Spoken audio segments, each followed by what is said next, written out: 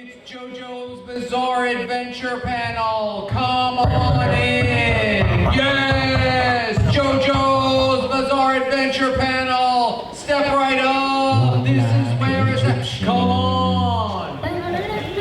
Bring in the JoJo. Do you have any music to play? Do you have any music to play? You can play really any classic rock and it'll speak to our JoJo rock like an Egyptian. Any REO Speedwagon. You can play any. Why don't you play Roundabout by Yes if you have that? If you have that song. These JoJo lovers coming into the house. Set Wheels on the Bus.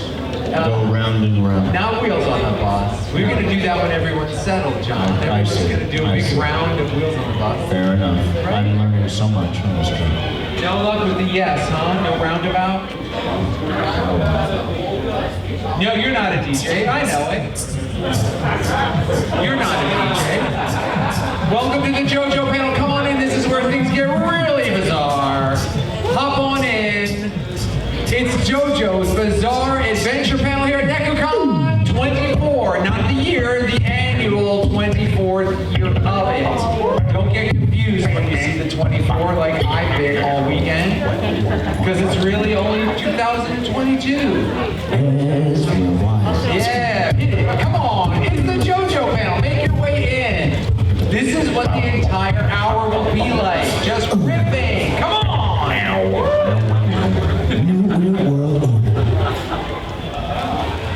Great. Lock the doors. No, I'm kidding. Release the hands.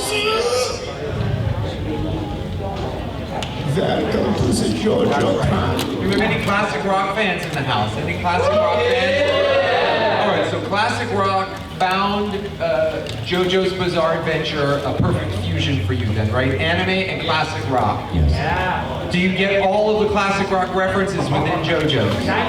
Okay, so while we're waiting, or actually, by the way, trigger warning, I most certainly will belch directly into the microphone. So when I belch directly into the microphone, if you find that offensive, I want you to stand up, scream, "You are disgusting," and bolt out the door. So yeah, what is your favorite classic rock reference inside of all of the series of JoJo's Bizarre Adventure? Yes, sir. Sorry, my bad. Yes, you. No, you got it right, you're good. I mean, I won't always be right, so I gotta fix it. Made in Heaven, I saw a video on YouTube a couple years ago of somebody like matched up the panels to the actual song, and it's like actually really good. I bet. So I'd have to say Made in Heaven. Made in Heaven, great. Anyone else on this side? Yes. Did they play that, JoJo? Cheat, just say yes. Yes, they did. I'm testing you, and you passed. Cheat. That's a great one.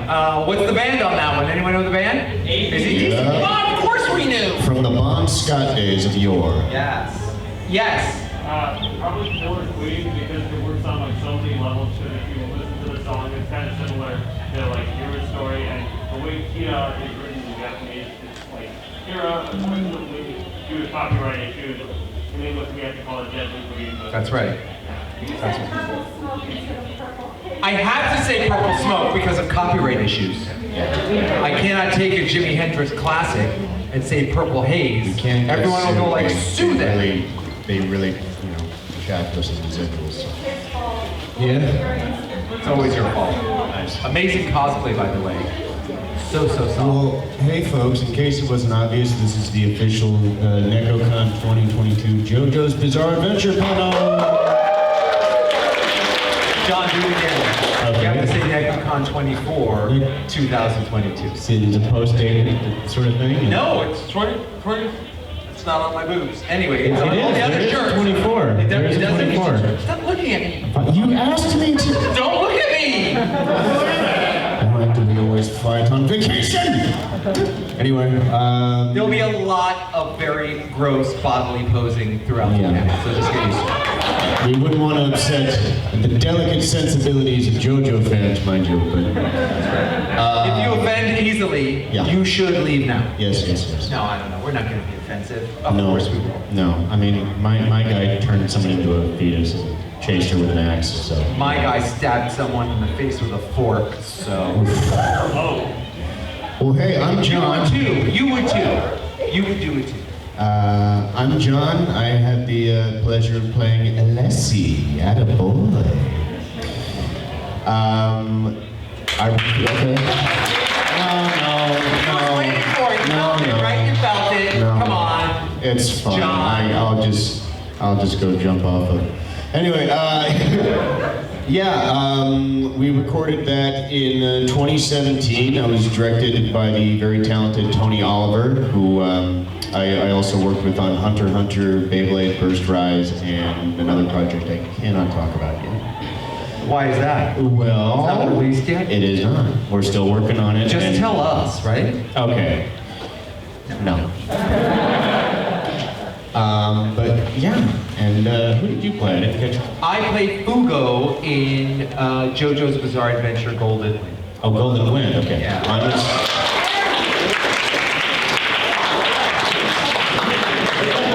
I mean, yeah. If you can't find Stardust Crusaders, I'm sure the Golden Wind is just It's Golden Wind is preferred by most people in this room. fair enough. Is it true? I just made it up. I don't know. I just made it up. There is no preference. We love all our children equally. We do. We just have certain favorites. Grandma! No, it's Celeste's. Grandma! Celeste's glasses. Oh, of course they are. I'm trying to pander. Do it. I'm doing it. Oh my God, Leslie! Yeah. Ah! There he is. There he is. That's Alessi meets This is Big Mouth. Oingo Boingo style Alessi. Yeah. I saw it and I had to have it. So, I'm getting Big Mouth vibes. There is- Stand up and show the people. Who was John Mulaney? Or- Yeah. Oh, jeez, I can't have a JoJo. Yeah, do it. Yeah. Look at that. Watch your shape. There it is. Very look out for the artist. See that for the Now artist. I'm picturing his character, like, but as Alessi talking to the hormone monster. It's kind of like, I really should kill Polnareff, but I don't want to get in trouble. Well, just do it, Maury. It doesn't matter. Yeah. Touch yourself, Andrew. Different show. I get it. It's another fusion. That's another bizarre adventure. When did you record yours? Let's see. It was also, I think, 2000 and late 2018. Also directed by Tony Oliver. Yeah. Tony Oliver, phenomenal director, directs so much anime. Really is so good. And Power Rangers back in the day. And he did direct for Power Rangers, although he didn't direct me in Power Rangers. I Did was you work directed on by that? some- I did. Oh. I'm that old. I'm still learning about you. Yeah.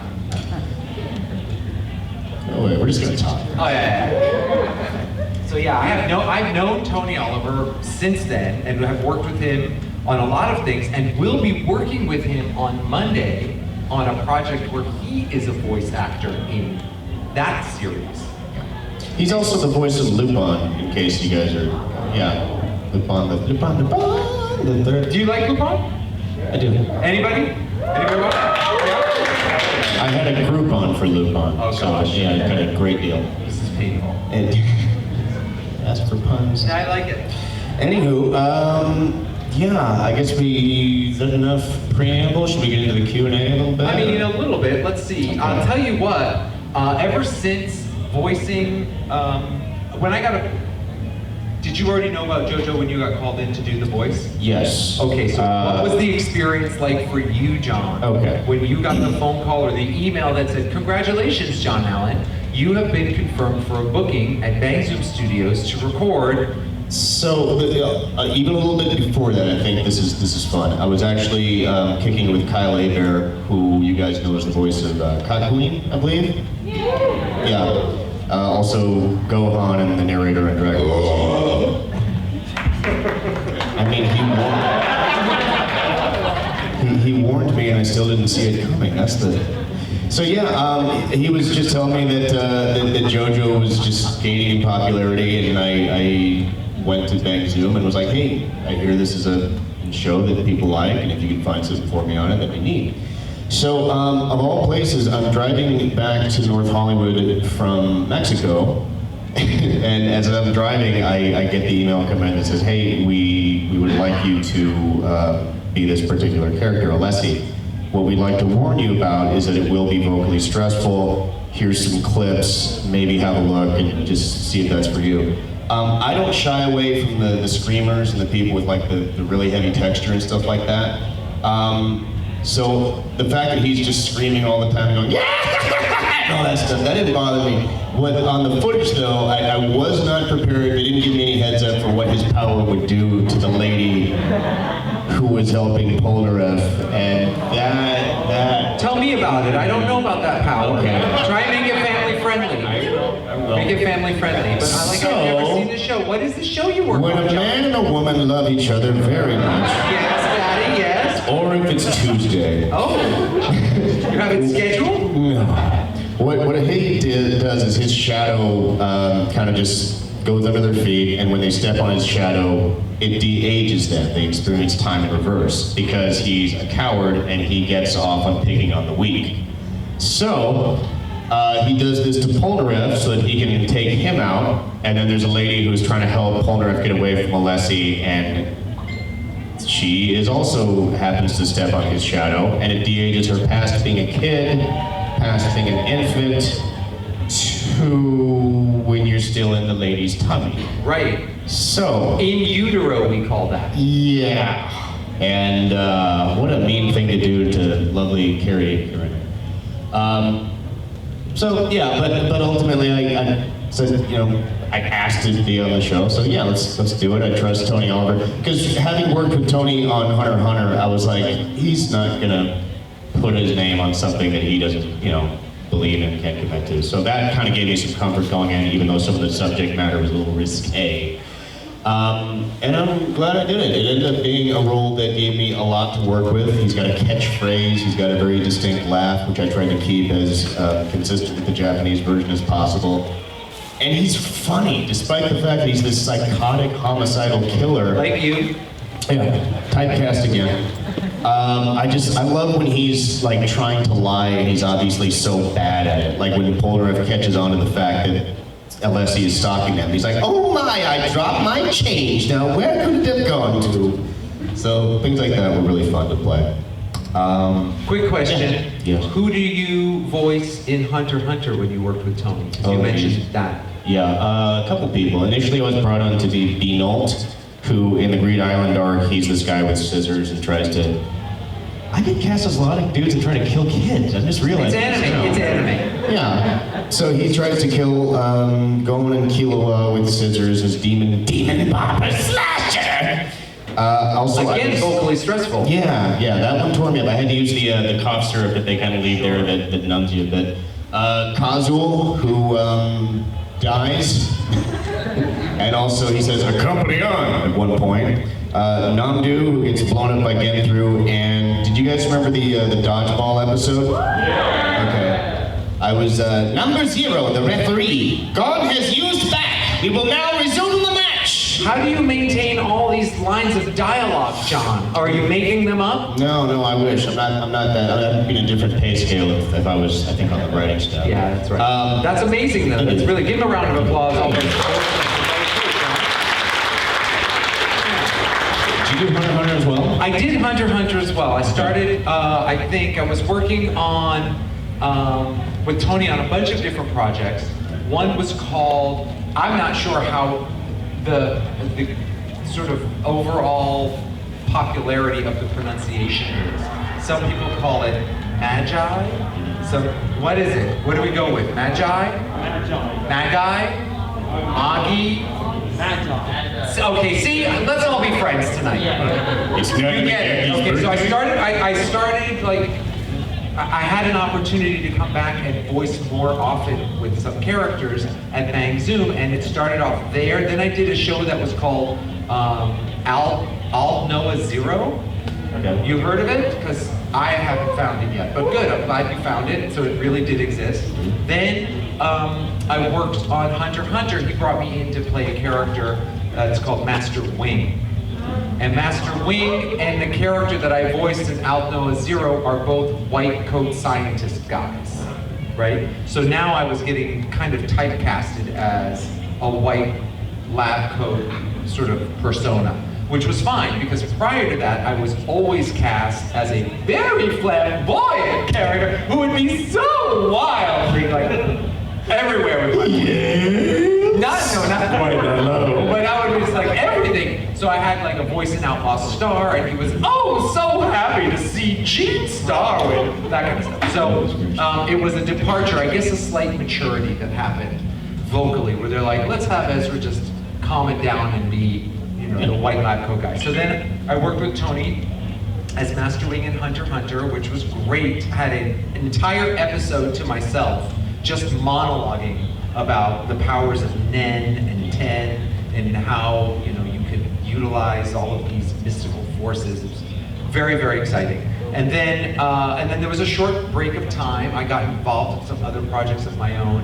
And then I received that email from Bang Zoom saying, congratulations, you've been cast as Fugo in JoJo's Bizarre Adventure. And immediately what I did was call Kira Buckland. If you know Kira. Do you know Kira? Huge fan of JoJo. Yeah. So Kira is, to all of us in the anime community, at this point now for sure, a huge fan of JoJo's Bizarre Adventure. But before she even got involved in JoJo, she was already such an uber fan. Like many of you, I'm certain. I mean, she has a couple of like committed fandoms for herself. One is a huge David Bowie fan. So she has some David Bowie ink on her body. And then she also has some JoJo ink on her body. And you know when she's there because she has like the David Bowie car.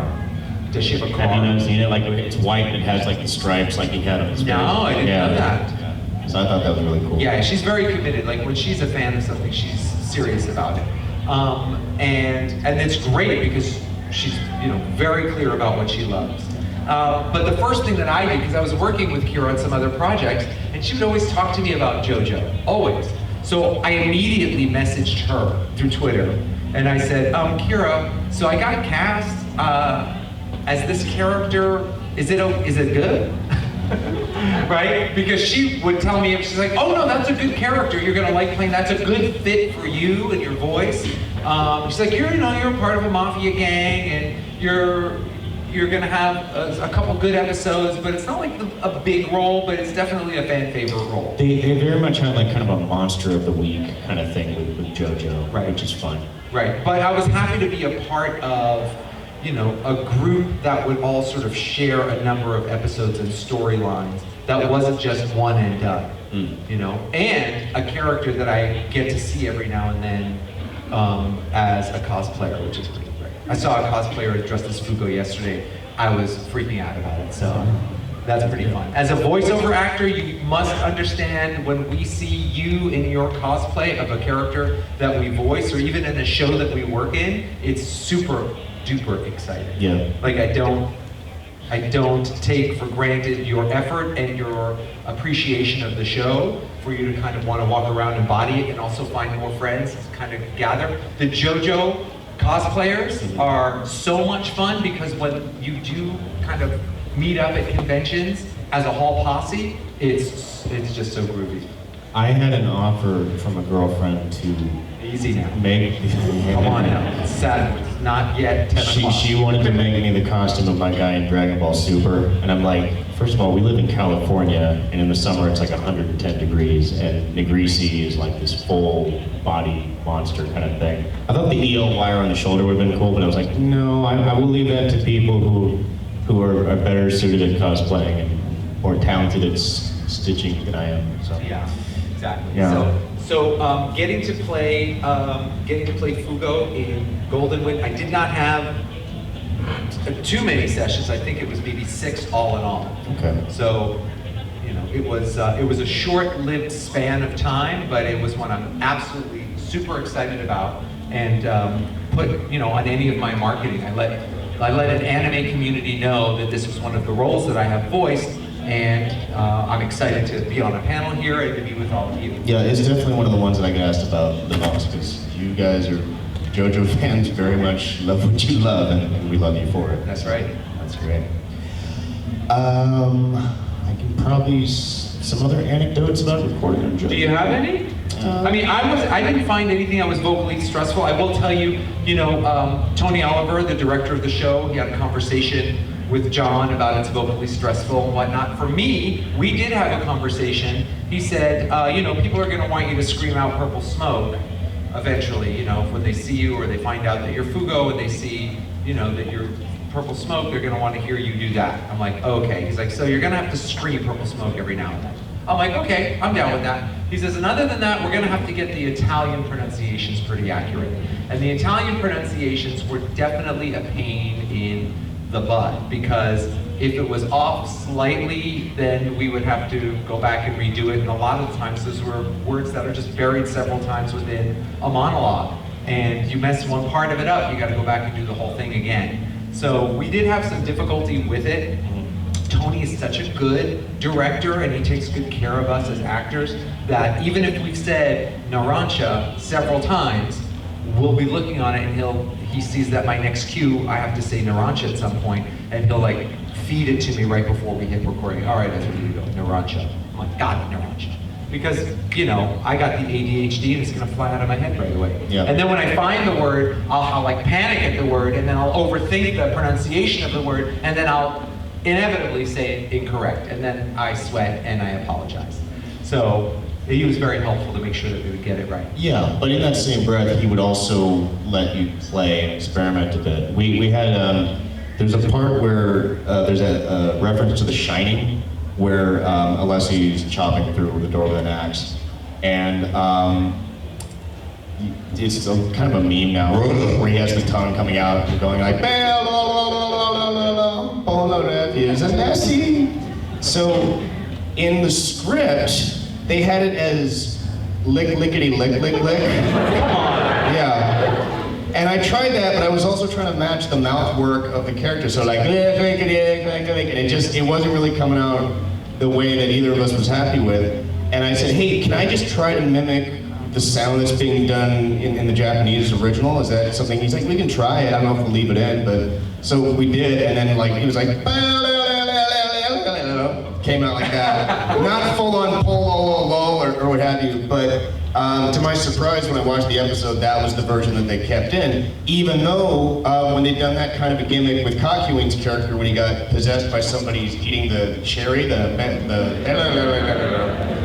know. So another thing that Kyle and I have in common, but yeah, it was just kind of neat that we could kind of find a happy medium ground. Because I was really trying to keep so much of. I totally get, like, if you've heard it in the Japanese version, you don't like it to be too much of a departure. So I'm very mindful of that when I'm working on a character for anime and try to keep it as consistent as possible. So hope that people like that. Yeah, it's weird, but we do record shows that we know, I mean, mainly we're dubbing for the most part. I think the lion's share of our work, we're dubbing performers. And we do keep in mind the fans. And we all know the argument about, you know, subs versus dubs. Right. And we do want to keep as authentic to the original Japanese performance as we can, but there's also, we're playing to an audience of a different culture, and we want that show to be on its own right successful while maintaining and respecting the original source. In that same breath, I would definitely say that dubs have come a long way. There was a time and a place, and I'm not going to name any particular projects throwing anyone under the bus, but there were some that they felt they needed to Americanize them all the more, either by changing the intro to being a rap, or adding more rock music, or what have you, or trying to make, you know, almost make fun of the script by adding more jokes where there normally wouldn't be any jokes. So I do like that now the trend is much more to be as authentic to the source material as possible. Yeah, I think there's another example of that, which is much more subtle, and that is there are times in original anime where you'll see that a character will hold still, and that tension of what's going on between one character and the other character, and there is no sound, there's just the look, and you let it sit there, and you, as the consumer, we feel that tension. American audiences, as well as European work, they want to fill that with breath. And it's like, that's not what the true intent was, that's not what the design of the art is. So I think there's even moves like that where let's just say, American or Western Yeah. directors are trying to remove all the extra they want to put in there because they think it's better with a little bit of the extra, when it's, you know, it's good to just follow the original form. Yeah, I think there's still that mentality of, well, to explain this, I'll need 4 people to leave the room first, but Yeah. Oh, perfect. Okay. Good, 1, good. 2, 3, 4. Perfect. Okay. Now you can explain it. I think there was this mentality, and again, it's kind of getting weeded out. But like, if there's any pregnant pauses, if you give them a chance to change the channel, they will. And I'm glad that that's not really the case anymore. Probably because everything's on a streaming service now, and so they're not quite as concerned about that possibility. But yeah, it was just a different mindset because of the way that it was the product was being consumed, more like in the 90s and 80s, I think. So, yeah, attaboy to you. Any questions? Yeah. So you mentioned the difficulty with Italian pronunciation. Would they ever let you just say it on its own and then Frankenstein the line, or would you always prefer to say it in the monologue? Okay, I think I understand your question. Thank you for that. So since I would have, not only me, but whoever would have difficulty with pronouncing some of the words, the question is, would they ever Frankenstein that take, which means take a little bit of one take, or have you just isolate saying the pronunciation and then insert that into the waveform of the audio file? That would be a Frankenstein take, for instance. So no, we would not do that. They would not do that. They would try and get it completely done. The one thing that they may do is they may shorten the amount of messaging that's said within that one cue. So sometimes a cue can be as long as 5 sentences, right? If there's a lot of action that's happening that's not directly on the character's mouth, that's flapping around, right? If it goes with, I'm starting off over here, and then you know JoJo's got a lot of moving swipes, and a lot of action for you to stay involved. So if it goes off camera and we still hear you talking for those 3 or 4 sentences, and then it kind of finishes back up on your face, then they'll be like, okay, we can kind of do that one big section all together. Because it's not like, we don't have to obsess about finding the lip flaps. Because it starts on, goes off, finishes back on. So, if that is all on camera, and it's flapping too much, and there's just too much to say, instead of having even 3 sentences said all at once, Tony or another skilled director will say, let's just do that first line up to that spot. So we'll take a longer take and we'll segment it out. And then we have to listen back to it. Because then if it sounds like you have 3 separate intentions within one thought, then it sounds, you know, it's almost like a flat tire on the car, you know, just kind of wobbles. Or like a YouTube poop where they sentence mix things together. Like the Wilford Brimley ones I'm a big fan of. Where they just make, you know, you remember the old Wilford Brimley PSAs about Liberty Medical? Yes. Well, people started editing them around to make him like talking about other stuff. And I love the ones where he's just obsessed with ice cream. Oh. Good morning. Liberty is staffed with people who will give you ice cream and diabetes. What's not to love? Yes. Would it have to require lip syncing if you are voice acting if you're like dubbing the characters? Because that kind of sounds a little bit tricky. Yeah, that's exactly what we do though. Yeah. That's like 100% what we do. We're acting with someone else's mouth. Yeah. Yeah, so the question was it a question or was it an observation? It was actually a question. It was a question. So, and the question was, do we have to act on top of another person's mouth movement? Depending on the language that they spoke in as well. Right. When they're like dubbing it to English. Right. So JoJo's originally animated to Japanese, but still sometimes the animation is done as you've seen on other titles. It's just kind of like animated, and then there's also dialogue, and those aren't really matched up specifically, right? But JoJo's much better. So we have great lip sync to work with that's very specific. Yeah. But there's a process that goes from it being in Japanese to then being completely translated so that we know exactly what the Japanese intention is, so we understand what was being said, right? So now the entire script is translated rough, clear, into English.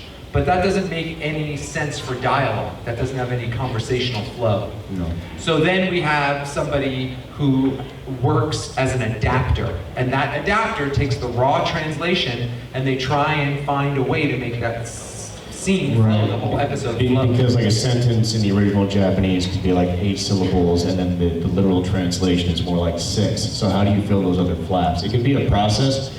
And there's a lot of times that we have to rewrite stuff as we're recording, because as great as the adapters are, every now and again something just doesn't quite fit in practice as it did in conception.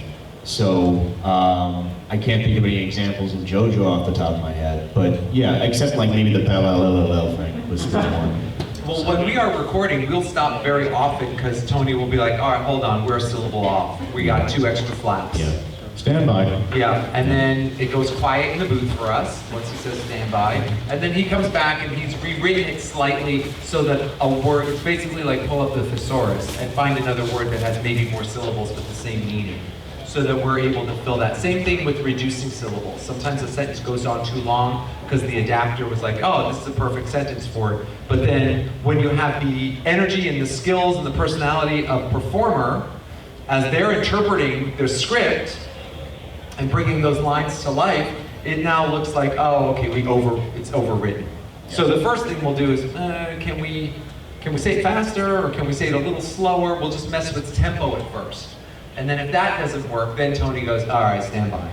And puts us, on silent, and he rewrites it, and then he changes it on our monitor, and then we do the new line, and it always seems to fit perfectly. Although every once in a while, whether it's because of a rewrite or just some consistency thing, we might have like a pickup session where we have to come back and just do like one line and pronounce it differently. Or if I messed up one of the pronunciations of one of the Italian words, then I'll have to be called back in because somebody did a quality check or a QC on all of it, and they were like, it's inconsistent. The continuity on how you said this place is different from how Ezra said it. So Ezra needs to come back in and fix it. Or sometimes the client just changes their mind, and they're like, actually, we want it set this way, so we'll pay for another session for just. Yeah, because they'll say, you know what, it sounds a little bit too out of place. It like pulls their ear a little bit to hear something like said with such a rolled R or with certain kind of flair. Yeah, like did anybody see Gundam Iron-Blooded Orphans?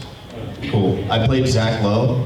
And one example of that comes to mind was in the 2nd season, towards the end, I was, Sir, Lieutenant Lofter is on the line. But I think when I originally recorded it sounded too much like laughter. So it was just, a pickup session just to change laughter to lofter. And we just didn't quite catch that it was being not quite as pronounced as they wanted it in the initial session. So.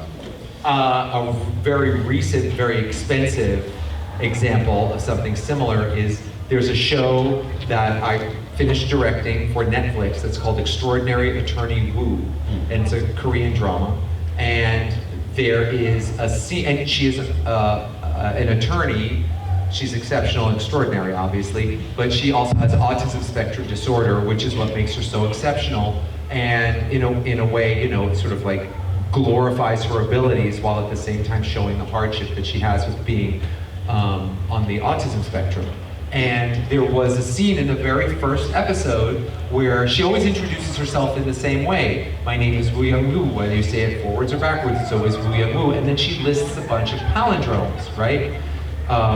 Deed, rotator, bunch of different palindromes. She just flips them off right at the end. And then at the very end of it, she sort of thinks for a moment, because she remembers what we see in the original video. She remembers, like, when she came out of her subway station was also a palindrome, right? Except it was with Korean characters. So we couldn't really say it because we're doing it all in English, and we can't say the name of the station, which was pronounced in English or in Korean. It's like Yuksama, which clearly doesn't sound like a palindrome when we know what palindromes are in English.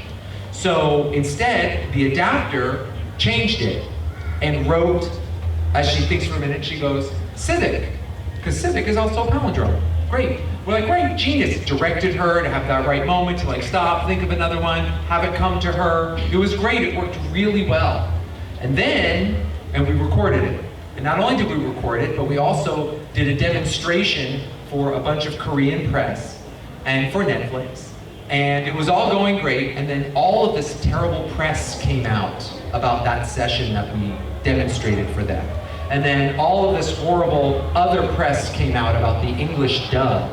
And we got messages and emails back from our Korean clients about Civic, because Civic is a type of Honda car which is Japanese, and that's disrespectful.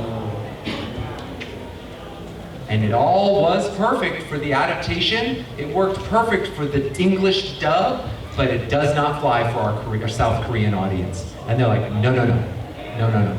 And we have to be very respectful for that. And what we do in a situation like that, and sometimes you may be at home going, man, this dub sucks, right? Wow, that lip sync doesn't work there, or whatever.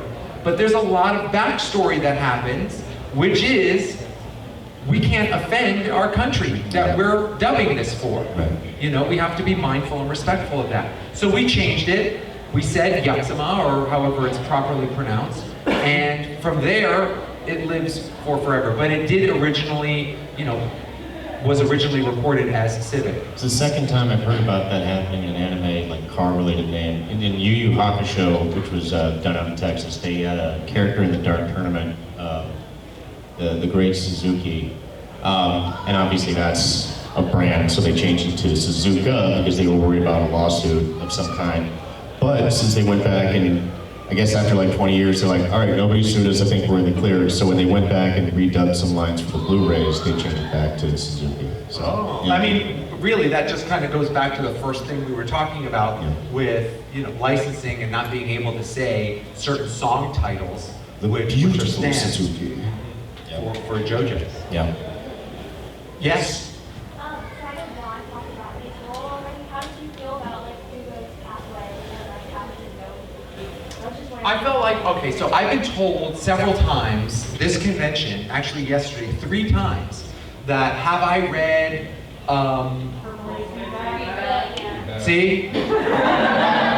Which I have not read. And they're like, you really should, because it's really great, because you kind of find out what happens to Fugo a little bit more once he sails away. So I would be curious to find out what goes on there. I just know I was being very obedient. Fugo was being very obedient. So, you know, and that's a little bit about kind of a good personality match, which is really why we have such a great casting director that puts us in roles, because she does think about who we are and what we can bring, not only vocally, but also like what our personalities are like.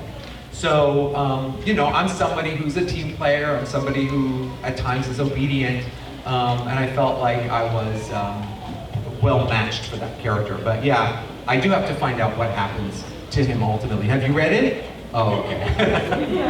It's good, right? Everyone keeps telling me that it's good. Yeah, I saw your hand in the back.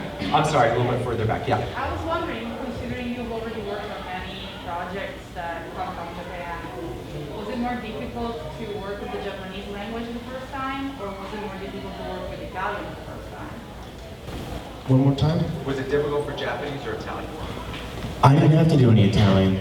I think that was more just your guys' thing. As far as, I mean, I'm really trying to rack my brains for if there was any sort of, if anything, you know, like the French, because Polnareff would speak French, but that's not my character. I just had to say his name.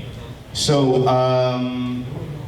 no problems there. You know, just read the words on the page. And what about in other languages? Do you find any difficulty if you're dubbing something that's a Chinese property or a Spanish property, or yeah, dubbing brothers. Is there a language that there was a documentary, a live action thing that I was doing some dubbing for, and yeah, there was some names that I probably can't even say them if I could remember them because of NDAs and all that. But yeah, we had to go back like several times, and it's fortunate we had somebody on the other side of the glass that was able to you know, spoke that language. That was also a thing on Gundam Iron Blooded Orphans, where we had somebody who was helping us out with some of the Japanese translations while we were recording, just to keep things as consistent as possible, especially with such a detailed plot line as the Gundam series had. So, I'm trying to think of any other. Done some live action dubs from Korea into English, but on those ones, there really wasn't, aside from the names, it's just pronouncing the names as accurately as possible, and then the rest they obviously don't want, certainly not for me, like an Asian accent being put on these characters. So, yeah, lucked out in that regard. Yeah, there was a lot of complications that we had in working with Extraordinary Attorney Woo because of the Korean. There was a lot of Korean, a lot of places that we had to reference, and what we do in a situation like that is we try to use a guide track, so whenever the name pops up again, we can play the reference and then we can repeat the reference so that, you know, we don't make assumptions of, oh, I think it went like that, or I think, you know, the emphasis is on this syllable versus that syllable. Ladybug, because that's originally in France, right? Ladybug I'll tell you everything about Ladybug tomorrow during that panel. Fair enough. Because I have things to say about how we do it, but it's a completely different process. But there was a show that I worked on that involved, the origin language was northern Spain, so that Castilian language, which has a lot of lisping in it. And it's really difficult to get lip sync when you feed the tongue all the time sticking out, because it looks like we're kind of getting close to it, but we're not close to it at all. And that, you know, we also have, Mandarin was also a difficult language to dub because there's a lot of lateral side movement that happens there, so it makes it kind of difficult to put rounder, more Western syllable sounds and shapes into that mouth. But you know, you do the best that you can. I said yesterday at the panel of the art of voice acting, I said no matter what we do, no matter how... That's a book. Is that called? Which one? Art of Voice Acting. Is it really? Yeah. Congratulations. James Alberter's baby. Oh, nice. Very nice. There is, it's always going to look like you have another language in someone's mouth. It's just never going to really fit properly.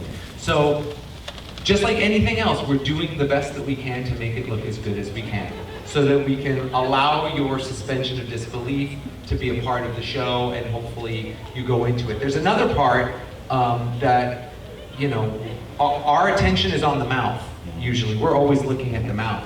But as a director and as a voiceover actor, we do have to sometimes remember that an audience is looking at the image. They're not focused at the mouth, unless the mouth is wildly mismatched. Then it pulls your eye there. But for the most part, we look into the character's eyes, right? We look into what's happening on the screen as a whole, not specifically at their mouth and watching their little lips move. And we're pretty fortunate to have the chance to work with, I mean, as much as like the timing of lip flaps can be difficult, just the chance to see the fully finished animated product, it makes it really easy to work with the given circumstances, the who, what, when, where, why, because the choices are kind of made for you in that regard, which, you know, can be restrictive, but, and then in prelay where we record first and they animate to that, then we have more carte blanche, is that the right term? Yeah, we have more carte blanche, but you know, we also have the original performance. Yes. So not only do we have It's all like of those training given wheels. circumstances, but we are inspired by listening to someone ramp up and say what they want to say. You know, then we have a way to sort of copy that, but also make it our own, because we don't want to go too far away from what we're hearing. We want to honor that and kind of match that. Match the intensity, match the rate. Like if there's a big triumphant scream or a death battle cry, and it's all, you know, you just gotta do it as long as it's originally timed out for it, and as long as the original file is. We just can't change that. I usually see it as like kind of a challenge in a way. Like I remember when I worked on Eden Zero and was doing Jenny Love and Spider. I can't tell you his name off the top of my head, but the original actor just is a phenomenal job, and I really wanted to match that level of like intensity and insanity that he was putting in there. Because I didn't want to be outdone. You know? No, you want to there's at that. least be equal. And we were talking earlier about a colleague and friend of ours, Kyle McCarley, who is an incredible voiceover actor, and he was playing the lead role in an anime series that's called Be the Beginning. And there was one episode where his character screams to the sky, and of course, visually, it goes from his scream and then all the pans all the way up and then sort of turns to the sky and then keeps going towards the horizon, and you hear the original performance just go on and on and on at a blood-curdling, fully intense scream the whole time. And we're like, okay, Kyle, it's time for you to do this. It's like, okay. I mean, this is the job that we do. It's like, okay, so he did it, and he almost made it as long as the original file. And we're like, you missed it. You got to do it again. Can you go a little bit? Yeah. So And then he went over, I'm guessing, yeah? No, he didn't go over. He didn't go over because I wouldn't let him go over. I would sort of wave him down like, you did it. You know what I mean? It's not out for a world record, although he could have definitely gone over. But sometimes we have to ask or we have to perform really difficult, stressful, taxing cues like that, because even though we don't scream like that in, let's just say, Western content that we create, that is what we get from anime. We want to hear that long battle cry that, I'm giving it everything that I have. This is tormenting my soul, ancestors long, and now I'm, you know what I mean? It's epic. So, so he had to do that scream, I would say, about 4 times. Which is a lot. It's a lot. Took it like a champ. And we save stuff like that usually for the end of a session or towards the end of a week. Because after you've done all the screaming, it's it's a little bit more damage, so it's hard to sound consistent originally. But yeah, I'm from the old school DBZ days where I've heard stories of people doing like passing out in the booth with the power-ups and stuff like that. Because some of those cues would just go on. Yeah. So, and at the time when they switched to the in-house dubbing there, like, a lot of the talent, they'd done theater, what have you, but they were new to this form of acting. So, crazy. And JoJo has some of that too. Oh, very much so. Yeah, there's a lot of very, very over-the-top expression of emotion. So. You know what was really hard, vocally taxing for Alessi? After doing all the psychotic laughing and the grunting and the screaming, at the part where like Polnareff Alessi's power is worn off and now Polnareff is full size again, and here's JoJo, and they're both going to beat the ever-living crap out of the guy. These little noises he was making when he was terrified, those hurt after all the other stuff. Normally not so big a deal, but like it was ironic to me that all the blood-curdling screams beforehand got through fine, but just this wimpy little noise is what was kicking my butt.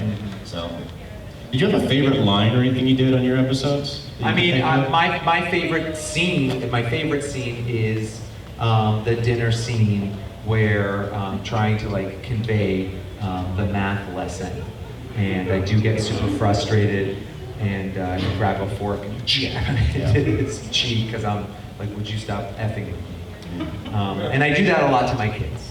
I'm just gonna leave that one on the table for now. Outside of like the attaboy stuff, the one that I get a lot of requests for is when he's trying to finish off Polnareff in the bathtub, and the only way Polnareff can think of to escape is he drops a deuce in the tub and kicks it onto his face. I'd leave the room. Yeah. So then it's like, in the bathtub, you're a bad boy, a bad boy. And it's ironic that he's like looking down, like taking the moral high ground after trying to kill several people. Like, what kind of main character would do that? It was just, that was pretty fun to play. I love your cosplay. Can you please stand up and come here and show everybody how great you look? Very nice. Oh, pose. Nice. And here, turn around. That's for you. Giorno! Because it's Giorno! It's not deliberate. Giorno. It's digital. That's right. But you also had a question, right? Did you have a question? I was going to ask if you had any favorite characters in JoJo, like other than the ones that you voiced. I like Richard Edgar's character on there. I guess he was originally, it was done by Ben Diskin when he was young in like the previous incarnation of JoJo, and then the one that I was on. He's Joseph Joestar, right? Yeah. So he's cool, and I get asked about that a lot as well, because they're like, oh, I wish that Alessi had, shrunk him back. We could have seen him young again. And I'm like, well, it's not up to me. I don't animate the shows. I told Edgar about that. He's like, I don't think anybody really wants to see that. I'm like, well, then why do they keep asking? But there's like some memes. I think in one of the video games, like they actually do that where you stand on his stand and reverts it back. So there's that. They gave you that little Easter egg in one of the Japanese video games. Yeah, me too. I always wanted to be Joestar also, because that's famous. I wanted to be famous. Somebody asked me on a thing, like at the We Talk Funnies at Flappers, like, hey, if you were a JoJo character, what would your stand be? And I was like, what would my stand be? Sitting. Nice. Yeah. Nice. I like to relax. Yeah. Uh-huh. Put my feet up once in a while. You had a question? Yeah, earlier this year I actually got to meet Billy Connect before he was Did you guys know him personally, getting it? Yes. So Billy Kometz is a voiceover actor who passed away this past year, very young, 36, 35? 35? I directed Billy in many, many shows, and we were both very friendly with each other. I knew Billy prior to his voiceover work, where he was playing Aladdin at Disney California Adventure, and was always very, very proud of him and helped him as much as I can with opportunities for voiceover work. I cast him in many different things, and I was working with Billy. Thank you for asking, by the way, about him. It's always a blessing to be able to share his memory with people who know and don't know of his work. But I was directing him in a series called 86 to 86, where he was playing the lead role. And the weird way the season was done, it was like animated halfway through, we recorded it all the way halfway through, and then the second half of the season was expected to come like 4 months later, and we were going to be recording it then. We were all recording it remotely. Everything about 86 was recorded remotely, except for 1 or 2 performers whose remote setup wasn't ideal for, you know, the requirements for the studio. But Billy was always professional. He was always very happy and easy to work with during 86 as well. And the reason I'm mentioning that is because he was already dealing with his cancer diagnosis during that time.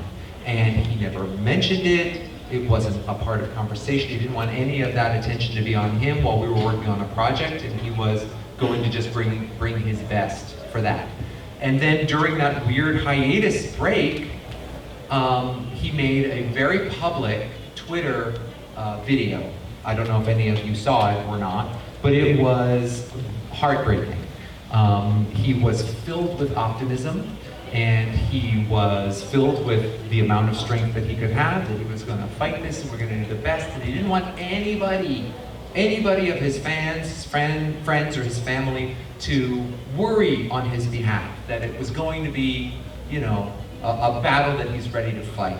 But this cancer was very aggressive, and he was pretty far along with it. And he made in that announcement that he was now going to move back to his home and spend some time with his family, and for the fans to be kind and welcoming to any of the voice actors that will be taking over any of the characters that he's currently voicing. Because I'm sure you're familiar, or perhaps you've even been outspoken at one time or another, when a show gets revoiced with a new cast, or a new character, or a character that you love has a new voice actor voicing it, and it's just not comfortable. It's like wearing, you know, wet jeans, or it just doesn't feel right, you know? So, so I understand why people would be outspoken. I think that was a beautiful move for Billy to do, is to say, hey, please be kind, fans, to everybody who is stepping into any of the roles that you love my voice in. And then it was shortly thereafter, about 5 or 6 more weeks until he met, you know, his end. And then we all as a community have been mourning his loss. We came together as a voiceover community of his extended, we're friends with each other. Even if we don't see each other often, we know of each other and we care for one another. So when something that is beyond a career, that is way more important in life, and that is support, compassion, love, we all come together for that. And we all came together in Billy's memory, and not only in Billy's memory, but to also support those that were grieving, that were much closer to him as a companion, and as closer friends. So it was really, really special, and I think that Billy would have been very pleased to see that. But he was an incredible talent.